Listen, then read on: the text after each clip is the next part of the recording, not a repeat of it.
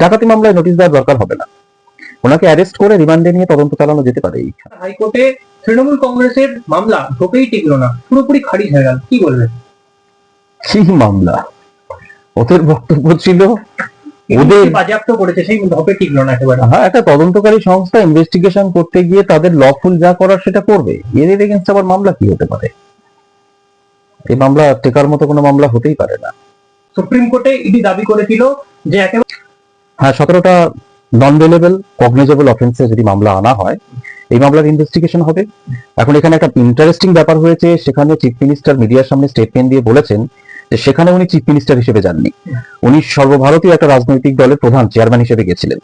তো সেটা যদি নিজেকে উনি ব্যক্তি হিসেবে এস্টাবলিশ করে থাকেন, তাহলে তো নোটিশ দেওয়ারও দরকার নেই, ওনাকে ইডি অ্যারেস্ট করতে পারেন এই মামলায়।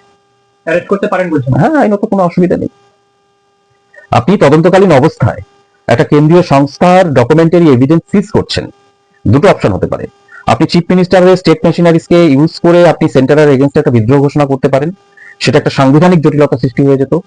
আর উনি যদি নিজে থেকে ক্লেম করে থাকেন যে আমি ব্যক্তি মমতা বন্দ্যোপাধ্যায় গেছি, সেক্ষেত্রে এনফোর্সমেন্ট ডিরেক্টরেট যদি কোনো নন বেলেবল এবং কগনিজেবল অফেন্সে মামলা আনে, তাহলে তো মামলা যদি 7 বছরের বেশি অপরাধ থাকে এক একটা সেকশনসের মধ্যে, নোটিশ দেওয়ারও দরকার হবে না, অ্যারেস্ট করে তদন্ত করা যেতেই পারে। এখানে ইডি কোর্ট অ্যান্ড কোর্ট তারা অভিযোগ করেছে যে কার্যত ডাকাতি করা হয়েছে, তাদের ফাইল ছিনিয়ে নিয়ে চলে আসা হয়েছে। ডাকাতি মামলায় নোটিশ দেওয়ার দরকার হবে না, ওনাকে অ্যারেস্ট করে রিমান্ডে নিয়ে তদন্ত চালানো যেতে পারে। এইখানে গত যে শুনানি ছিল কলকাতা হাইকোর্টে আজকের আগে, শুনানি ভেস্তে গেল কার্যত।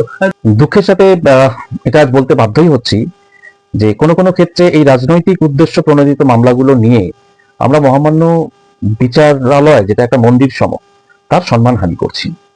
একজন আইনজীবী একটা ম্যাটার নিয়ে আদালতের সামনে যেতেই পারে, কিন্তু এই কোর্টের মধ্যে হিউ অ্যান্ড ক্রাই হাউলিং করে এটা কিছু প্রমাণ করার নেই। এখানে যদি অপরাধ হয়ে থাকে, আইনের হাত অনেক শক্ত, সেখানে অ্যারেস্ট করে তদন্ত করতে কোনো বাধা নেই। আজকে কলকাতা হাইকোর্টে তৃণমূল যে অভিযোগ করেছিল আগে যে ইডি তাদের সমস্ত নথি ছিনিয়ে নিচ্ছে, এই অভিযোগ ঢোকেই টিকলো না। তৃণমূলের জন্য এটাকে আবারও একটা অস্বস্তিকর সামনে নির্বাচনের আগে। চোরের মায়ের বড় গলা ওই পাড়ায়, রাস্তায়, কলতলায় চলতে পারে, আদালতের সামনে এর কোনো মূল্য নেই।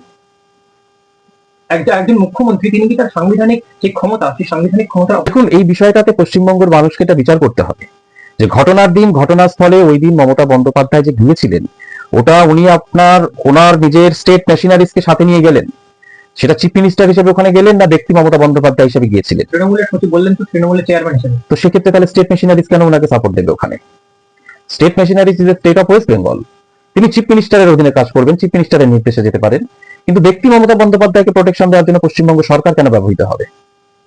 শুধু এটাই নয়, দেখা গেল কার্যত একেবারে ওয়েস্ট বেঙ্গল গভর্নমেন্ট লেখা স্ট্যাম্পের ফাইল একেবারে গাড়িতে তুলছে সাদা পোশাকের পুলিশ।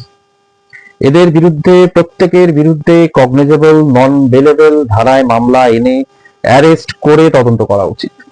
এই সমস্ত অভিযোগের ভিত্তিতে মানে আইনে কি লেখা আছে, কি রকম শাস্তির কথা আইনে লেখা আছে? আইনে বললাম তো যে যদি কোনো কগনিজেবল অফেন্স, আমলযোগ্য ধারা, এবং সেটা নন বেলেবল হয়ে থাকে, এবং সেখানে যদি স্ন্যাচিং এবং ঘটনাস্থলে ওখানে উপস্থিত হয়ে অপরাধী যদি দোষ করে থাকে, তাহলে তাদেরকে 41 বা কোনো নোটিশ দেওয়ারও দরকার নেই, সরাসরি এদেরকে গ্রেপ্তার করে রিমান্ডে নিয়ে তদন্ত করতে পারে তদন্তকারী সংস্থা। বন্দ্যোপাধ্যায় বা তৃণমূল কংগ্রেস দাবি করছিল, অভিযোগ করছিল যে তাদের থেকে একেবারে তাদের আইটি দপ্তরে হামলা করেছে ইডি, কিন্তু ওই 294টা বিধানসভায় কিছু কিছু করে ফান্ডের হিসেব রাখা আছে।